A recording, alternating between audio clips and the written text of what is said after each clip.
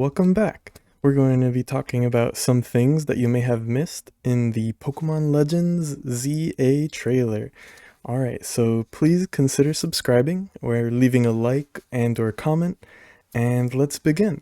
Maybe Pokemon Legends ZA is in response to fans always saying how they want Mega Evolutions to come back. So they redid Kalos first instead of Johto or Unova. I'm also wondering if it's going to be a trend where they'll go back and do this for like other games that they haven't like finished, like maybe Gray, where they focus more on Curium and the whole like one dragon, the original dragon. I wonder what Sun and Moon would be. Would that be like Pokemon Planet?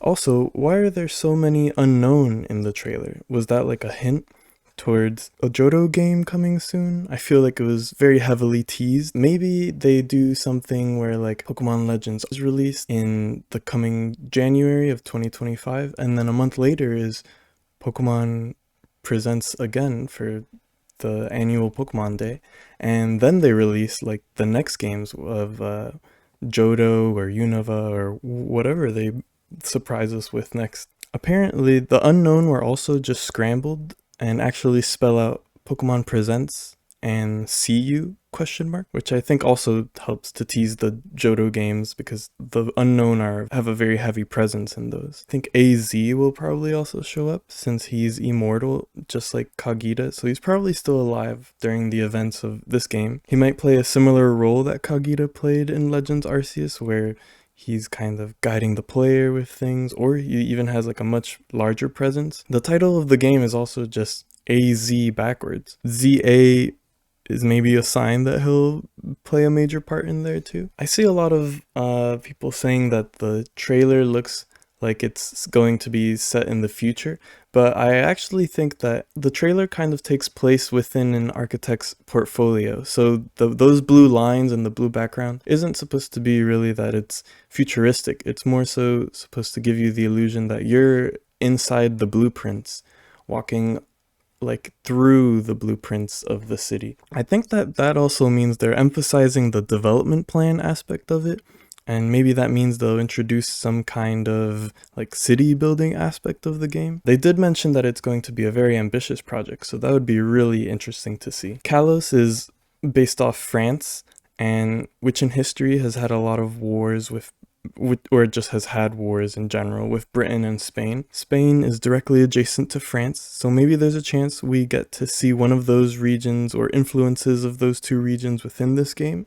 It would make sense since those are the games of the past two generations, Gen 8 and Gen 9. There's also a tweet that mentions it's entirely in Lumio City too, but I don't think that's going to be entirely true.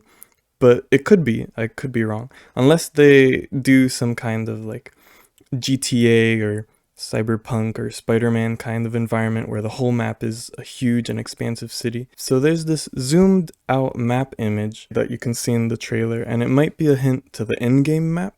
So it could be possible that they do that. The whole map is like within the city, like in Spider-Man, GTA, or Cyberpunk. They seem to have outlined the streets in a very detailed manner. If you look closely too, you'll see there's 5 circles around the city in which there could be the bosses of the game. So if you recall in Pokemon Legends Arceus, in that game there were 5 noble Pokemon you had to fight as bosses.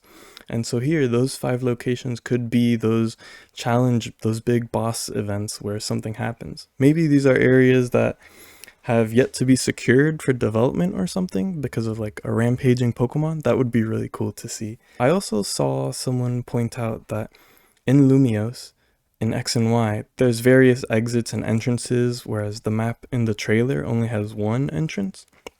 Maybe adding more points of entry to the city will be something that the player is involved with in the game. Speaking of the player too, I don't think Arceus is going to summon them from the Unova region this time.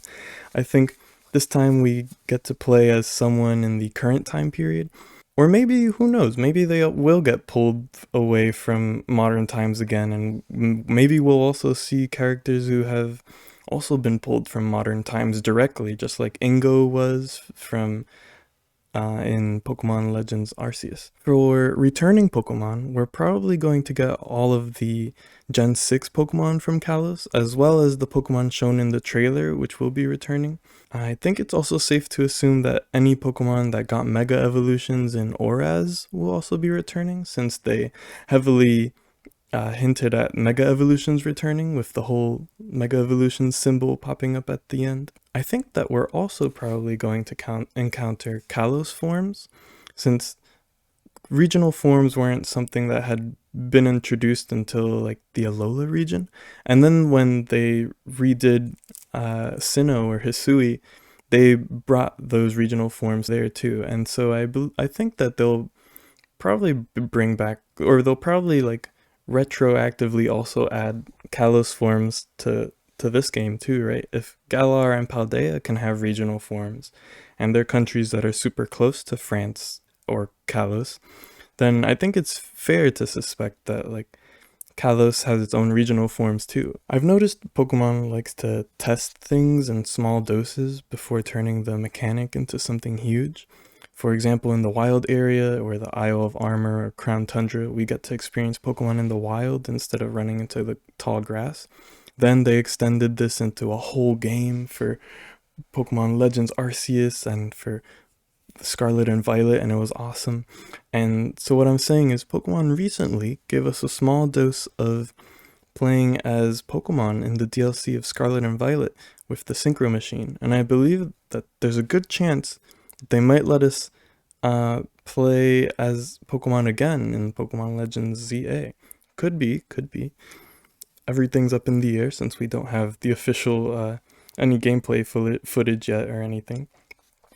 It does also say on the Pokemon website that that there's like a vision of a beautiful coexistence between Pokemon and humans, which could be referring to that as well. But it could also alternatively mean that the game will involve like a struggle between the Pokemon and people, just like there was in Hisui. But I don't think so, because the trailer showed everyone like hanging out, having fun, and like together and all around the city. This is also really completely random. In the Pokemon Mystery Dungeon games, you play as a Pokemon that was once a human. I wonder if something like the Synchro Machine will ever connect back to that or explain that. Just a fun thought. Very random. People are also saying that the logo, or that little symbol in the logo, also looks like the ultimate weapon that's used in X and Y, and I can see that. Since the logo is also on the blueprint, it might also mean that the development company has some evil intentions. Maybe Team Flare is involved or something?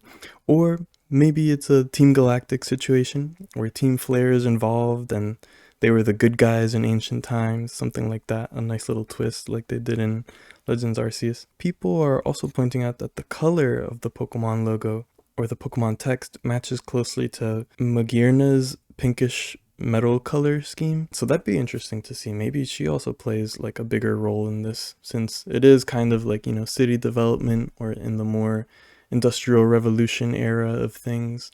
And so Magearna kind of fits that title pretty well. The Pokemon website also says it's going to be a very ambitious game, so I am excited to see what they bring. But we're going to have to wait for more info on like the combat system, how that will work alongside other things. It would be interesting to see how, if the game is really just going to be taking place in Lumios, then maybe they're going to have to kind of add a lot of content for that, and that maybe that's where they introduced the you play as Pokemon thing, or at least that's a theory I've been seeing go around. That'd be really interesting, really fun. A lot of people enjoyed that. Yeah, thank you so much for tuning in and listening. I hope you enjoyed, and I hope you learned something new or something you might have missed about the trailers. Make sure to subscribe if you want to hear more about anything we learn, and I'll keep you guys updated. Thank you.